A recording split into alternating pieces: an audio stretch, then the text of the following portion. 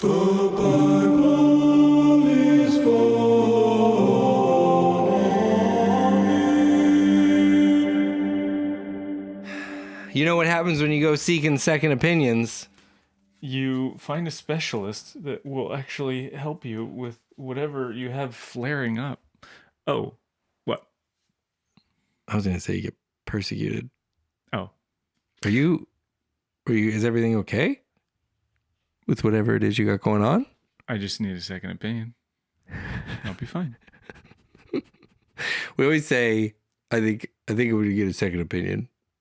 And it's like, really, you don't want a second opinion. That seems to suggest that if they said the same thing, that would make you happy. That's not why you're looking. You should say, I'm going to go see if I can get someone else to say something else about this, to come to a different conclusion. That's Second opinion is just like, let me see what they think about it. That's not what you want. That's not what anybody wants in that situation. you're trying. Well, right, but I think what you're conveying right off the bat is like, I don't trust you. I think you're probably dumb. Right. Whether you gave me the right answer or not, Right. You're an idiot. I don't know why I came to you to begin with. I guess what I'm getting at is I think there should be a consequence if it's the same. You know what I mean? Mm-hmm. And I've thought this with sports. If you challenge, that's fine. If the ref got it right, you should have to like go to center field or the middle of the field with a microphone. Should be, Apologize. hey guys, They do that in football. You lose a timeout. it's not enough. I think it needs to be more personal. I think timeout's a very big deal. They're a big deal, but I just think the ref needs to be When I was a kid, being put in timeout was a very, very big deal. day ruiner. That's what should happen. The coach should be put in timeout. Like a little penalty box. It's not that you lose a timeout, is that the coach is put in timeout. Like at the end zone, little box underneath the goalpost. Like stomps over there. It's like, no electronics. Just take all the stuff off. What did you say? Pulls out his phone. What'd you say under your breath? Hey, Nothing. I'll give you 5 more minutes. 5 more minutes of this. Just a timeout. I want to see Mike McDaniel from the Dolphins be put in timeout. I don't want to see him in timeout, but I do think I that's think how he he'd would react. He would throw the BS. That's Yeah. what I'm saying. He'd be That's a the good perfect- person, like a spokesperson for. We're gonna do like an example, just as a visual example. We don't want to do it to him in real life Right. because he's too much of a. He's great. Team's not great, but yeah, he Well, he's himself great. is great. I think Andy Reid's going to embrace. He's going to be trying to get put in timeout. I'm tired of this. I could just sit over there in the corner and nobody bothers me. What do I got to do? He just starts cussing, throwing flags all over the place. Sorry, refs. I don't even care. I'm not even mad. Just put me in the box. Can I just get a minute? It's like in baseball, like the managers can kind of ask, like, "Hey, ring me up on this one. Throw me out. I need to fire up my guys." Yeah, there's an exchange. It literally is. Like That's what the umps are not caught onto, and they should be. Like, no, I'm not going to eject you. You have to go back there after your tantrum. Hey, umps have rules too, man. That's what I think, gosh, that's a message to all the umps. Like, don't do it. You know it's what they want. And just be like, okay. Follow the rules, umps. You're there because they're gonna do something that's really gonna make you mad, and then you're gonna have to throw them out. So don't make them do that. If you're an ump, you say, I know you're having big feelings right now. I need you to go back with your friends. I know you're having big feelings. I have them too. Mm-hmm. Go back with your friends. You don't want to be thrown out of the game. That's how this has to end. Back to your friends. Catch a bubble. Welcome to the show, everybody. That's Tim. I'm Anthony. This is the Bible is Funny podcast. Today we are doing it's a Christian movie kind of day. Mm-hmm, it is. It's a spooky season, kind of. Yeah. A little bit. Sure. A little bit. If that's what you want to call this. I don't think we have any announcements to the top, really, that we need to talk about. So I think we can. I guess if you're going to keep the thing a big secret, then fine. I think for one more week, we'll keep the thing a big secret. You guys are in for it. Boy, oh boy. Yeah, let's just jump right in. Let's just prove everybody that skips 15 minutes into the podcast, and even actually, we just wasted 15 at the top either way, talking about somehow even less useful things. Today, we're going to dive into a Christian movie, a segment we like to call Christian Movies Are Funny. I love Christian movies, and my friend Tim here watches Christian movies, and that's what we do. Those are facts. Here, Yeah. we come together. We have consumed a Christian film. We're going to come here today, and we're all going to talk about it. If you're new to the show, welcome. Maybe you saw us out on Florida Torrida, and you're jumping in. You're getting caught up. You fell in love with Christian movies because of the ultimate Christian movie that we were able to announce that we're working on. And you're here. So today we're going to dive in. It is spooky season, and we are doing a thriller. I think you'd have to say that the genre of this movie is thriller. Yeah. It is the 2014 film Persecuted. Oh, wow, Persecuted. Can't get more Christian than being persecuted. Yeah, that was right out with it. Yeah. Right out with it. I think we are trucking along just great here. I don't think I have anything else to say. Tim, what do the people need to know about this movie? Oh, yeah. Persecuted is a 2014 film with an hour and 30-minute runtime, which is it tight? Tight 90. Big fan. That's 90 minutes. This film was written and directed by Daniel Lusko.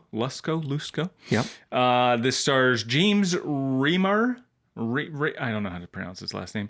As John Luther, you've seen him in Dexter and Oppenheimer and Magnum P.I. and Yellowstone. He was in The Rookie, Grey's Anatomy, Django Unchained. He's got like 1 million credits. Ooh, who is he in Django? I don't know. Oh, okay. I don't do that. He's like I just he's know the you've guy seen in it. the thing. I just know you've seen it, and so I didn't know if it was like, it's I don't. this person. If he's not one of like the three, he's a bad guy. Like everybody is. Was he Jamie Foxx? Was he Leonardo DiCaprio? Jamie Foxx wasn't the bad guy. No, I'm saying like there's like 4 Right, actors. exactly. Like, was he if one he's of not those one 4? of them, he's that guy that's in everything. Kerry Washington? Okay. And he happens to be the main guy in this film. So he's a seasoned veteran actor who's been in the business since 1978. That's the 1900s, folks. Oh, wow. It also stars Bruce Davidson as Senator Donald Harrison.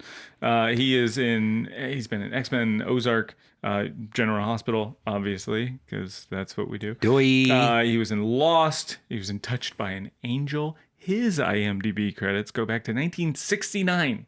That's almost the mid-1900s. You know, it would be sad to lose soap operas for the purposes of, like, soap operas by nature, it's so many people's first time acting because they just are. It's always a new storyline. It's always new people. You're always rolling people through a soap opera. They're really just extended commercials. That's all. A soap opera? Yeah, about the drama of one. Whatever you can pack into 25 seconds of a commercial. Right.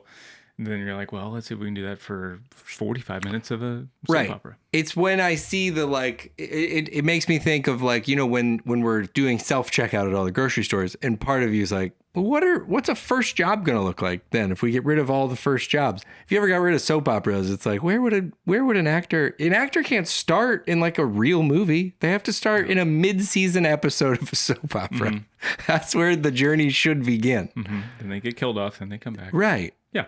It's a life cycle.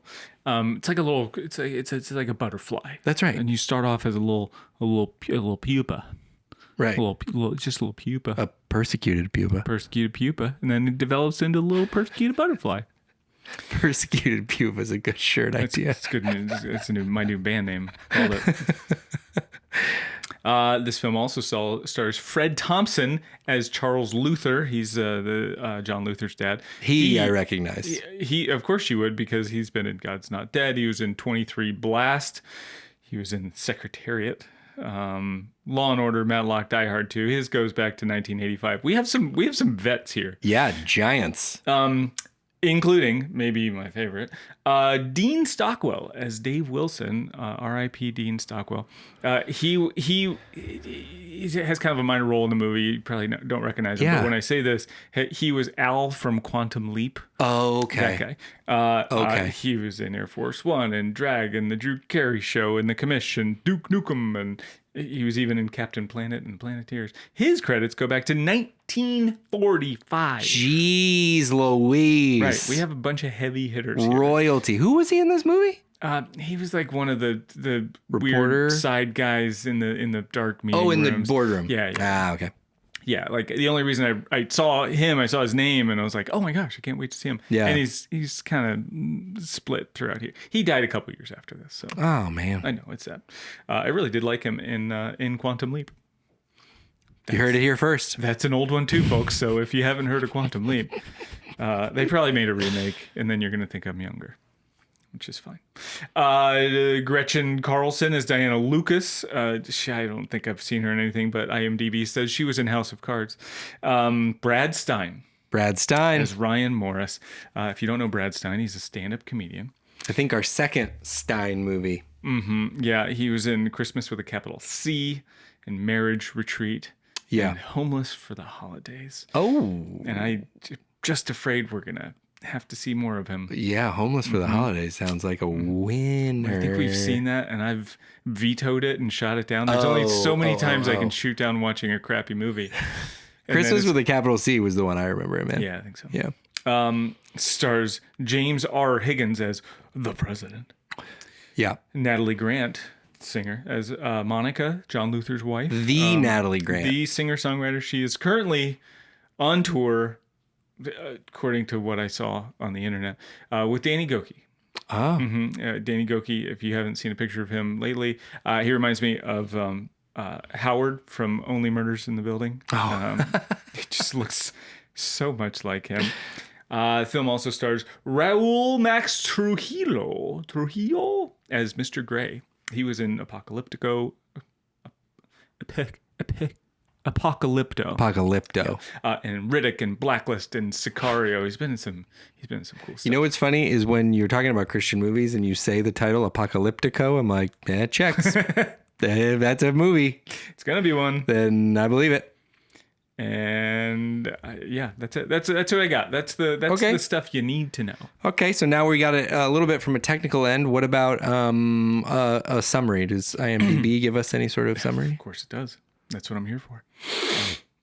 From IMDb. An evangelist finds himself framed for murder and on the run after he refuses to back a senator's proposition calling for sweeping religious reform. That's very good. Yeah, it gets you there. That's a great one. Mm-hmm. Good job, IMDb. Okay. Those of you that have been here before, you know this part of the show. That is just sort of like, that was just to kind of get your palate ready for what we're about to do. That's everything. You can just Google all of that, which Tim did, because we don't want you spending, all that time and energy with all the important stuff you have going on.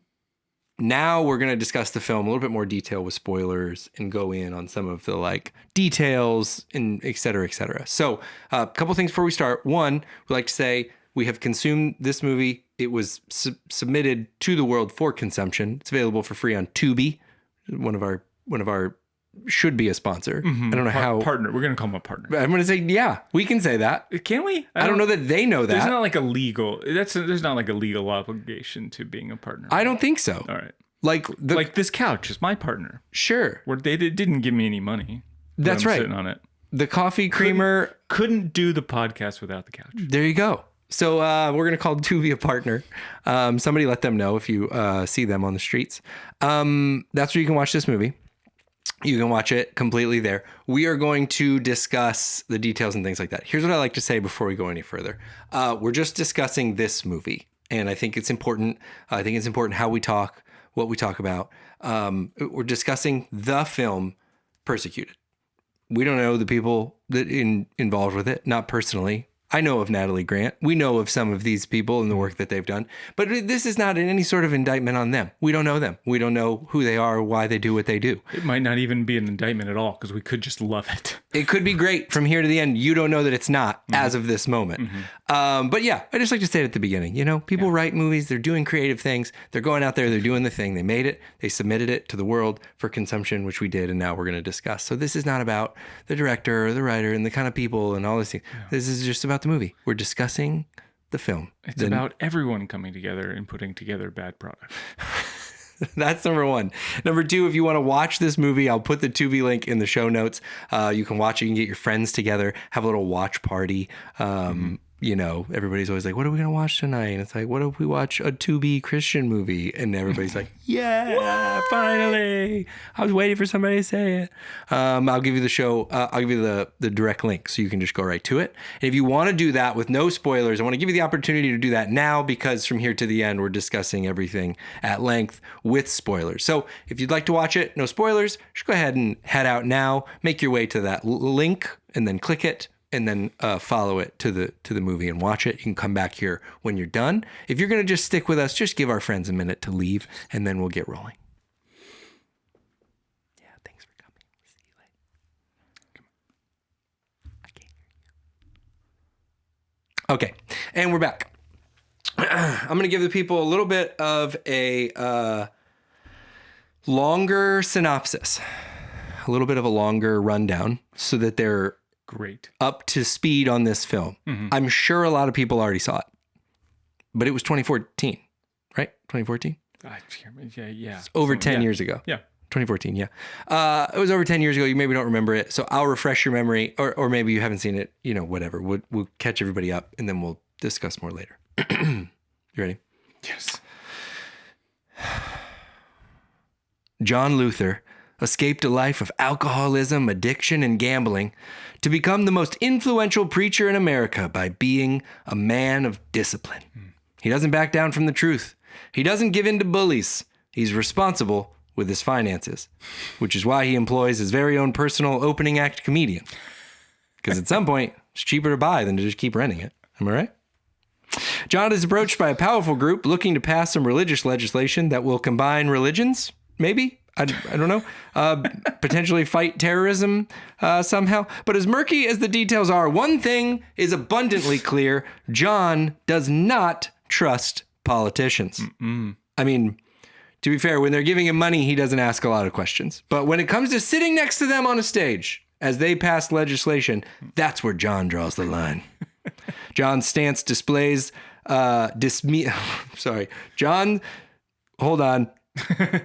John's stance upsets the powerful shadow group known as the Secret Service, and suddenly, this man of conviction is a convict on the run. John is drugged and framed for murder, and to make matters worse, his personal stand-up comedian opening act seizes this opportunity to take over the nonprofit/church/media conglomerate that John runs, and put the moves on his wife, but only after waiting the gentleman's 18 hours. Because that's code. That's bro code, Tim. You don't break that. But with the help of his dad, a Catholic priest who clearly has a history of shady activity, and William, a random associate priest who we and John meet about an hour and 15 minutes into the film, John is proven innocent, reinstated to ministry, and accepts an invitation to speak at the White House because, like I said, he doesn't trust politicians. There. That's so good. I'm so glad. I feel like we're on the same page with this film. That's the summary. That's great. Tim, let's get into the first question we do here as we dive in, we discuss. What was something that was shocking to you about this movie? If I can go back one step, I just want to say at the top, the IMDb reviews on this film are brutal. Like, okay. Every comment in there is bad. In my word bubble diagram, the most common and biggest word is disappointment. Just so you know. Anyway, you asked me, so just prepare yourself. My most shocking Something moment. was shocking to you. My most shocking moment was when John Luther gets shot in the back. Yeah. By the Secret Service dude. Yeah. Like, literally right in the middle of his spine. Square in the back. And then he's just walking around like no big deal, doing his runs, like getting out of the car, doing his thing. He's got a hole. I'm sorry. With blood right in the middle of his back. While he was running, he stumbled. You're right. Perhaps you forgot. You're right. Other than that, I don't think there were a whole lot of other shocking things. Shockingly slow, tiring, shockingly sleepy that I was made. But that was like, wow, this man, he can get shot in the spine. Yeah. And he keeps on trucking. Just fine. Yeah. That's a bar. Shot in the spine. He's just fine. Luther's just fine. Something that was shocking to me was exactly how many crimes John committed to prove that he didn't commit a crime. And I'm just watching this movie going like, okay, I think the movie's telling me you have success. You could have successfully proven that you did not commit murder. You have committed breaking and entering. You have pulled a gun on a board meeting, which is also not allowed. There's a lot of crimes you are actually now kind of like obviously guilty of. And I don't know, and this is an honest question. I'll leave this for the lawyers in our fan base. Both of them. I don't know if there's a law where it's like, Your Honor, my client committed those crimes while proving he didn't commit a different crime. Right. It's kind of like, I was speeding to get my wife to the hospital to give birth. It's like a we're cool, right? Uno Reverso card you get to play. Like, I didn't know that. Okay, my bad. You're allowed to pull guns on people and kind of pistol whip senators. Now we're okay. As long as my this was bad. Here's the key to the city. You were proving yourself innocent of a different crime. Makes sense. Can't double jeopardy. That's the law here. Right. If you're on the run for one crime, you can't be convicted of other crimes. We know you are absolved of all other crimes until we find out for sure if you committed first crime. Right. You blow up a building, you run out, you steal some food at the McDonald's drive-thru, and they're like, yeah, it's fine. You can't. And then we come back and find out it wasn't you that blew up the building. It's like, well, no crimes happened. Because we're clear. He was proving that he didn't do the first crime. Yeah, I just, it's a classic trope where it's like the person framed for something. But yeah, I just was like watching it in my brain going like, at some point, to get out of the hole, you have to put down the shovel. And now we have to prove you didn't commit so many crimes. When before we just had to commit, if you'd have just gone right to the police, gotten a lawyer, if we'd have just followed the justice system, you would have had to only prove you didn't commit one crime. And now there's a lot of evidence you committed a bunch of crimes. Mm-hmm. So I think you're still going to jail, unfortunately. Yeah. Give me a character you want to see less of. This was a pretty easy one for me. Although there might have been a couple. The president character. Yes, that's what I said too. Oh my gosh. What in the world? He was just so bad. Like, and no unnecessary.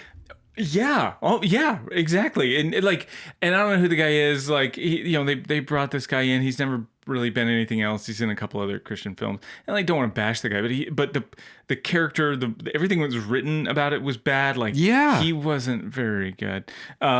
He like in the middle, he gets a phone call from his press guy or whatever, and he's like, "Oh, yes, Mr. President, are you watching TV right now?" And the president's basically like, "Of course I am. I watch TV all the time."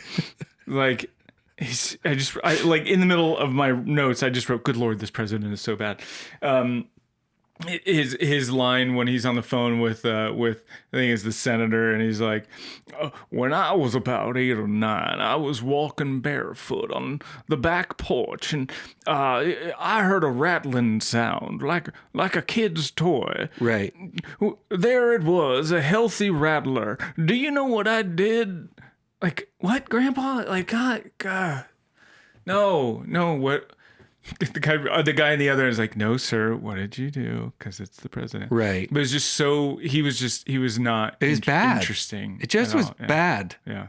It was a bad, like you say, I think writing, execution, the unnecessariness of it all. This movie really panicked in the third act and started going like, characters. And you're like, I don't know these people. Why are they here? That's such a conclusive part of the film. You gotta have the president though. The president showed up and was calling people, and then called some sort of meeting with John Luther at the end. The president's entire role made no sense in this movie. It was a real issue. And I also thought the rattlesnake thing was really dumb. And just like, especially because the base premise, he concludes the story, and it kills the rattlesnake, of course, at 8 years old, which is classic barefoot. Yeah. Story. Trying to protect my family. Protect it. He said, you know why I killed the rattlesnake? Because it was going to kill my whole family. And I was like, boy, we have a broken understanding of, unless this was like you met the only sort of murderous rampaging rattlesnake. He had just watched the movie Anaconda, and he knew that snake was going to go from family member. It's not Freddy versus Jason kind of character. It's a rattlesnake. It's looking for a rat, friend. And that rattlesnake tells a different story. But we won't hear it unless we listen.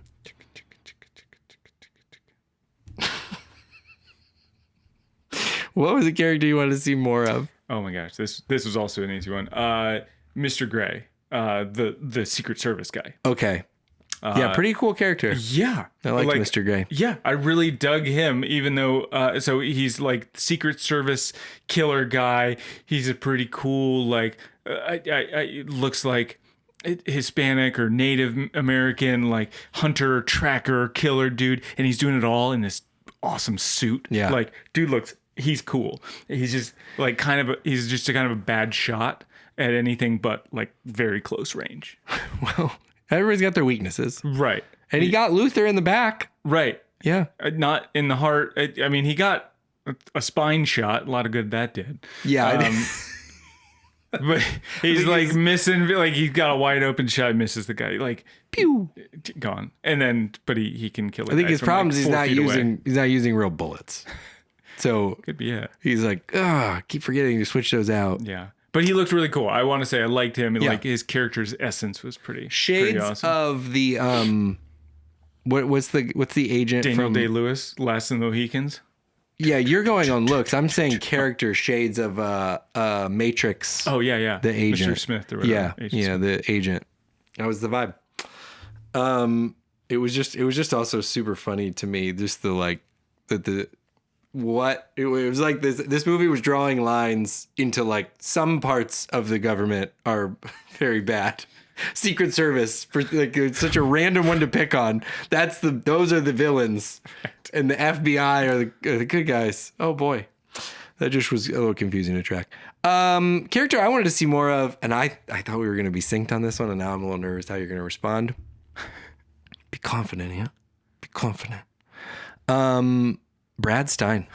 I honestly thought Brad Stein in this role as a sort of like, I'm a sucker for if someone's a little funny and you take that and you make it evil, like I kind of like it. I think it works. I think it plays when you take the like, he starts the movie as like sort of the charming, funny guy character, and then you make that a bad guy, and I think it works. Yeah. So I'm with you on like Brad Stein, the person to see more of he's a comedian. Like he knows timing. He's done this before. Now, he might not be the funniest person in the world. That's okay. But like he's got better timing than any comedic timing in delivery than anybody else in the film. Yeah. Because he's a seasoned veteran. He's done this before. Yeah. So he as an actor, I would say, I would like to see him more, that thing evolved. The character I could have thrown out any day. Like this idea of like you said, the traveling comedian that's going around with this pastor. Like they obviously found a way to write in a comedian into this Christian movie. And Brad Stein, you're going to get a draw from the conservative Christian community. Like they like Brad a lot. So I get it. it just seems absurd that this dude would show up as like an opening act for this preacher that comes out that owns this weird company, but he works for the company. Like, is he warming up for him? I didn't understand that all was clunky. Freely admit that, but I like. It's almost like, I don't know if you ever saw the movie The Watchmen. Did you ever watch that movie? No, because it's a comic book. I didn't think you did. But they have, so one of the characters is called the comedian, and it's just this sort of like comedic kind of like takes nothing seriously. And then I just think they make really good villain turns. Yeah. I think that is nice. I agree with you. I thought his place at the beginning, it seemed easier. Just make him like the executive, like make him the number 2. Like he didn't have to do a routine before the guy came out. But I guess they were like, we have Brad Stein. He's like literally doing bits. Like telling one of, and I think it's an actual Brad Stein joke. I feel like I've heard some of them. It did feel like one. Which, why would you give a material to a movie? Like, I can give it up for free. If you're going to be comfortable having Natalie Grant in the movie not singing, I think we need to be okay with Brad Stein being in the movie and just.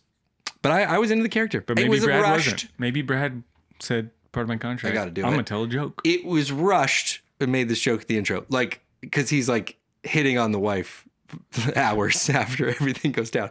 But yeah, I think it's an interesting story. I like it. Give me a character that reminded you of me. Oh, it's just so sweet. So you have to track with me here. It's the wife. Okay. But it's for one particular line.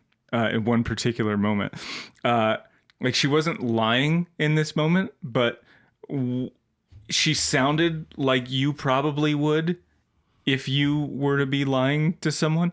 When she's talking to their daughter, and the daughter at the very beginning, and the daughter is like, "Daddy, are you coming to my recital?" And her exact line, mom's exact line in response was, "Sweetie, Daddy has a super important board meeting that's scheduled at the exact time." Okay. Now that makes me think you're not telling me the truth, Mom. Right. It's scheduled at the exact same time. I promise. They would not do anything. He would otherwise be there if it wasn't for this board meeting that's scheduled exactly from 4:30 to 5:15. That's when Daddy's meeting is. Trust me. Check his calendar. It's in there. It definitely felt like if the recital time would have changed, the meeting time was going to change. Right. And you would go out of your way, I think. Yeah. Because you're not used to lying, I think, in this way. And you would go, unless you're very, very good, and I don't know this, but you're of too upstanding character to do such a thing. Thank you, Tim. I think you would lie in that sort of clunky way. I'll take that. Your character was hard for me on this one. I gave you a bit character. Don't say Brad Stein. No, I didn't give you Brad Stein. I gave you at one point John Luther's on the run and he goes to a hotel. And it's like a cool hotel kind of. And he walks in and he's talking to the hotel worker. I don't know what you'd call that position, maybe. I'm not going to guess. A concierge. Concierge. Ho, ho, ho. And he's like, I need a room or whatever. And the concierge is like, yeah, okay, cool. This is just, here's what I'm getting at overarching wise. The concierge was not involved in the story. The concierge was committed to playing the role of a hotel concierge. So a person walks in, blood all over the face. She's like, what's wrong with your eye? And he's like, oh, nothing. And then she's like, all right, cool. I can get you a room. I get you checked in. I need an ID and a card. And he takes out like a wad of cash and gives cash. And she takes it. And he's like, will this take care of it? And she's like, yeah, okay, I'll take your money. And then she goes around the corner and she calls the cops and says, there's a weird guy here and you guys should come check it out. That is exactly what I would do. And I just felt like that's what Tim would do in this situation. It's like, it's, yeah. And she was like, I'm not getting caught up in this. I'm not doing this. Sometimes in this part of a movie, if it was a James Bond movie, for example, you would see the concierge maybe taken by the mysterious man. And like this concierge was like, she got this actor got her script and was like, no, I am a hotel concierge. And I think she had a backstory built out in her head. I think she was like, I worked for this job. I'm working my way up. I'm going to hospitality school. I really need this. and I'm going to run the job right. Yeah. And I'm going to take that money. Of course I'm going to take the cash. I'm going to call the cops because that's the right thing to do. That's the right thing to do. I'm not going to tell that part of the story. What are they going to do? Are they going to like find the guy and Right. Yeah, no, sorry, I don't need to go down that rabbit hole, but you're totally right. Yeah, that was what I got. That's exactly what I would do. Okay, give me a low point in the film for you. Low point for me was Brad Stein singing Amazing Grace. Oh gosh. And then Brad Stein with a pink sport coat. Telling the FBI they need to make an appointment. Like these were some low points for me. Yeah. Brad Stein singing Amazing Grace. What were we doing? Yeah. If that was in his contract too, like y'all don't agree to that. I think there was a gap. Like I think it was maybe Brad did it comedic and it wasn't edited comedic, but it was like I startling jump scare. Yeah. What? Yeah. What are you doing? Uh-huh. Bud? Hey, bud. So that's what someone on set needed to say. Hey, bud. Hey, bud. Why don't we put that down, bud? Yeah, okay. Or let him think the camera's on. Yeah. Oh no, that sounds funny. No, this is the green light doesn't have to be on for you to be recorded. Just go ahead and do the bit. Let me just press go. That was tough. Rolling. Yeah, the director's not in here. That's okay. I got this one. He told me to just take it.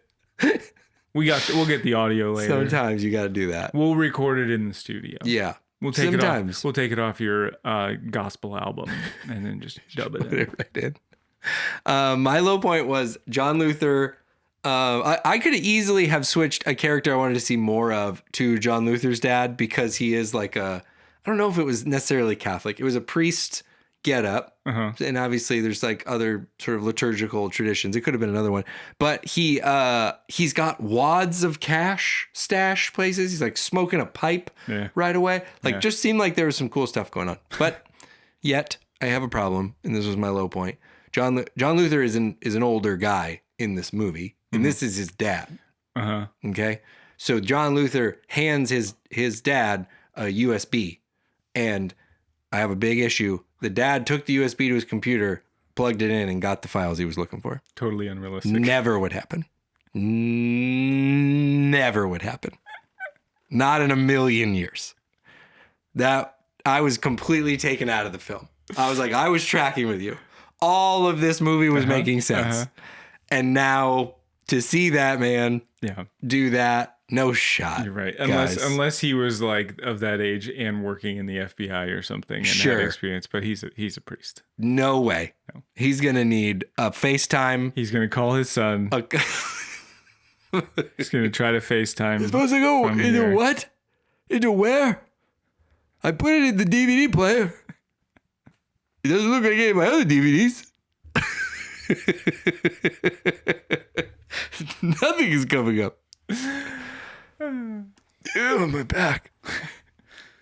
That was a low point. What was a high point for you? Okay. I've got one in kind of an honorable mention, but I don't know what it says about me that like my high point, my favorite moment in the movie was when his dad gets killed. That whole scene. Yeah. Not that he died. I'm not happy he died.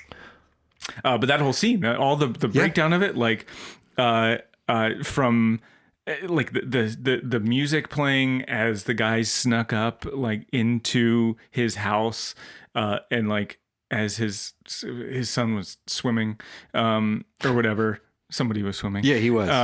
So they two guys sneak into his house while this like classical music is playing, and then they murder him. But they're all in like secret cool garb, like not leaving any trace. Like I thought that was well executed, so to speak. I didn't mean to say that. But yeah, I thought that was like a cool scene. It was really well done and well crafted. Yeah. Agreed. Again, a lot of logical jumps in this one because they were willing to execute him, but then there were like, and maybe they didn't know the kids had that video initially, but I don't know. Just don't worry about logic. Make more sense to execute them, I think. Yeah, honestly, that's in line with my high point, which was just that, like, to this film's credit, it was a legit PG-13. A lot of times Christian movies sort of shy. They And this is the real rub of Christian movies. If you want to be a Christian movie and be PG, and it's like a family movie about a dog, you're in the right place. Sometimes Christian movies are like, we're gonna do a suspense thriller with high stakes and blah blah blah, and keep our G rating. And it's just like, okay, well that's gonna be not good. Just so we're clear, like it's just gonna fall short, I think, of capturing some of the intensity. And this movie was it was PG-13. It was like pretty legit PG-13. It wasn't, it was still certainly family friendly. I mean, there was nothing that was Wasn't Titanic PG-13? Hey-o, I'll tell you about PG-13 stuff. Please don't. Shocking. Please don't. Yeah, that was my high point. Yeah. I wanted to tip my cap. So I'm glad you didn't say it, but my honorable mention kind of falls in line with your character to see more of. And it was my next favorite spot, maybe my favorite like individual tiny moment, was when, I don't know if you caught it, but when Brad Stein is like sitting by the fireplace or whatever, and there's a fly that flies in his face, and he's like in the middle of his line, and the fly flies in his face, and he like brushes it off, and he still delivers the line, and he looks at the fly and he punches it, like I think like he like air punches it, like no cruelty to animals, right? But he like this fly flies around, he's like, get out of here, and then carries on, and it's like, dude, yes, that's why you're here. Yeah. This is the moment. Right. It's stuff like that. If this would have been a comedy, that'd have been an amazing moment. But I think most people would have missed that. I pick up on that stuff because I like funny things. I missed it. I don't remember. Go watch it. It's like in the 50-minute mark. Okay. So it's like between almost at 51 minutes. Punches a fly. Yeah. Well, again, he like it flies away and he's like, "Bah, get out of here," and then goes on. That's funny. It's pretty good. All right. I like that. My kind of honorable mention didn't fit into a category to shout it out specifically, but there is one moment where they're doing a like a press conference, and everybody's got their mics out, and they put like, there was a prop mic. They're all prop mics, but they just like printed on their HP inkjet printer and just rolled that clear tape and stuck like network logo on one of them, that I was like, oh gosh, it's like coming off of the mic, like it's rejecting the mic. And I was like, God, I think the black mic would have been fine. I don't know that we needed that. That's good. I didn't pick up on that. Yeah, that was my little grab. Okay, give me the overall review. And this is our very sophisticated review system. It is by raised hand emojis. One set of raised hand emojis. 5 raised hand emojis is the top. 1, believe some have gotten less than 1, is the bottom. Yeah. I gave this one on a 1.5. Like, it wasn't unwatchable. It wasn't good. There wasn't something funny or compelling to say, hey, you should go see this thing or it's worth it, except for just go watch between 50 minutes and 51 minutes and Brad Stein punches a fly.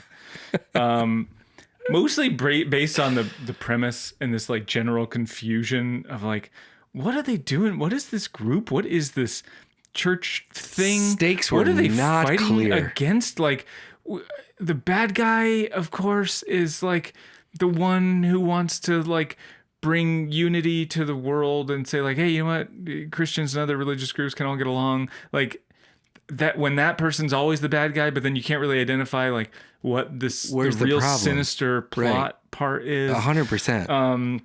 And like, and then this guy, John Luther, who's like really stuck in his ways, and he's like, this is how things have to go, and the Bible, Jesus is the only way, and you're like, yeah, okay, believe, that's fine to right. believe, but then to go out of your way to then kind of ostracize and persecute other people and other religious like faith groups, then that's bad. Like, I'm not for that. That's not okay. But then he's the good guy. But then the bad guy is the one going, yeah, no, be cool with each other. But then they have another sinister plot that they never really unveiled. Suspenseful music throughout the whole film that never like resolved, never settled down. It was like always suspense. Right. We're in suspense, even though nothing suspenseful really happened. Yeah, like, and like, who? The movie's called Persecuted. Who who here is persecuted. Right. Anyway, 1.5, and that's, I'll be honest, that's kind of generous. I was gonna go 1. I want to. But there's like good filming, good filmography. Like, No, I agree with you. yeah, you have the cinematic quality of this whole thing, and Brad Stein punched a fly. And that's worth a full point. Half a point. A full raise hand emoji on its own. I wanted to be. There was a point in this movie I was rocking between 3 and 4. I thought, again, production value was high. Sure. Story was moving. As in the case with thrillers and me, is like it needs to resolve in a cool and interesting way. Like you it's actually not super hard to make, like, to just have a couple pieces of a puzzle that are like kind of interesting, but it has to then make a puzzle at the end. And so and the piece was behind your ear the whole time. Well, my uncle did it anyway. So yeah, I ended on a 2 just because of, like, I just felt like we didn't really ever figure out where we were going or commit to that. There's definitely a speech. John Luther's dad gives a speech about, like, people don't think Americans, Christians are persecuted, but we sure are. And it really genuinely, my question was like, I think you meant to show that and you kept forgetting when you were going to show that. Because what we saw was like powerful politicians sort of asking him to be a part of stuff. Like we saw kind of like a lot of privilege in his life in what he was experiencing. So it was like, I mean this, it's coming across sarcastic. I'm really not meaning it that way. I think you kind of you set out to maybe talk more about that, and you just sort of got lost in the story of the conspiracy of it all, which is fine. That's a different movie. And then, like you say, the stakes were just never clear. Like at one point he's like, I'm not going to say the truth's not the truth. So as the viewer, you're like, oh, okay. So I don't know exactly how, but somehow this is about like them needing him to say it's not true, I guess. Right. I don't know how that's legislation. And then he has like a whole rant about like, they say religious legislation is good, but it hasn't been. And you're like, okay. And again, I'm not clear what we're exactly talking about. And then you get like a throwaway line where he's like, here's the issue, John, is we've got terrorist groups hiding.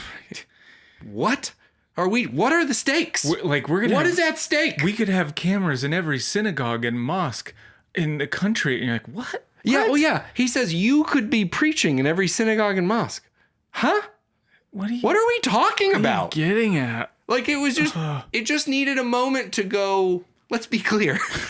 Right? In other movies, I won't name names, it's very clear. Oh, that Russian guy's trying to take over the world. Got it. That's not great.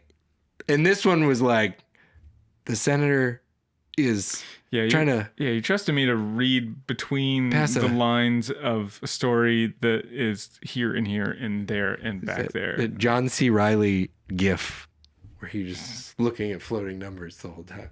What am I? There was also just a general, like, I don't like to be the one dogpiling, but there was just a general sense too of like what the audience knows in a movie versus what the characters know in a movie. So pretty quickly they're like, he's framed seemingly like convincingly that he did a murder. That's like, there's evidence that they've presented. It's on the news.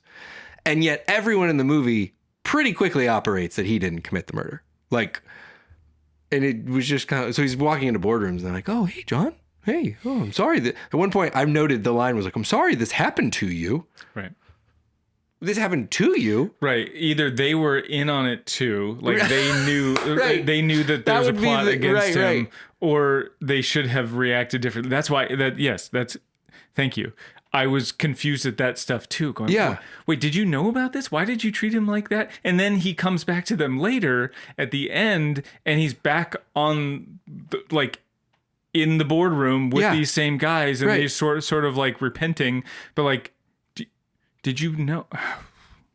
Very confusing. Just kind of hard to track. I'm done. I don't know. I'm done. Who knows what? Because you all, if the story should suggest you all think he murdered somebody. And nobody seemed to think that. Yeah. Anyway. That's how all podcasts should end. All of our movie review. Total of... So anyway. 3.5 raised emojis. Yeah, it wasn't... It wasn't, I can't recommend it. Nah. I love looking right at you and saying, please go watch this movie. That's my favorite. I love when we find those. I don't think we found one Go here. watch the movie so you can see Brad Stein punch a fly. You can watch that part. We'll put the link in the show notes. And that's the movie Persecuted. I feel as persecuted as these Christians in the film did as well. I will say, well, here's what I'll say. Here's my film school observation though too. It was a fun study of like Christians in government in their thoughts. That I will say about the movie, because it really was a great story representation of that. Like, we're kind of obsessed with it, but we don't like it. But we want them to invite us to places, but we don't want to trust them. But it's better when they like us. It was all of that, you know? And it was like, even just in the bare bones of it. Right. Even in the fictional story of The it. FBI is the good guys. We like some parts of the Secret Service is really bad. It's like if Buster Bluth wrote this story. Sorry to end on a that part inside thing. kind of fascinating. Anyway, send us your Christian movie. We've got some good ones the last couple weeks from you guys. Maybe I should address this because a lot of people have messaged about it. We're talking about Bibletown. No, we're not. Bibletown. I just don't know that there's much to say, guys. You're not gonna. It's not gonna The work. people call for Bibletown. We have looked at Bibletown. I don't know what to say. Don't watch it. Watch the trailer. Know Watch that's the trailer why we're for not gonna watch it. Bibletown and like, what am I supposed to say about it? We're also not going to review Fireman Sam. Okay. It's all bad. Bibletown keeps coming in, and I could show you the text. I'm like, Tim, the people yearn for Bibletown, but I don't know what to do with it. It's just a bunch of children on a hot air balloon. We're not. I'm not. Maybe this is it. Maybe this satisfies. This is all I can the do for craving. Bibletown right here. If you were ever interested in a movie that features children flying on a hot air balloon telling Bible stories while simultaneously showing photos from unconnected Bible stories, Bibletown's the movie for you. 0 emojis for that. Done. We did our review. Have a great day. I had to tell you that. 2 movie reviews. I just want you to in know, one I just now. see you on Bibletown. I see you. I see it coming in. Anyways, we love you guys. Thanks for coming along for the Christian movie journey. Send us your movie suggestions at The Bible is Funny. Tim, any last words for the people? That's all I got. All right. We love you. We'll see you soon, okay? Take care of yourself. Tell your mom we said hi. Okay, Bye. Bye. The Bible is for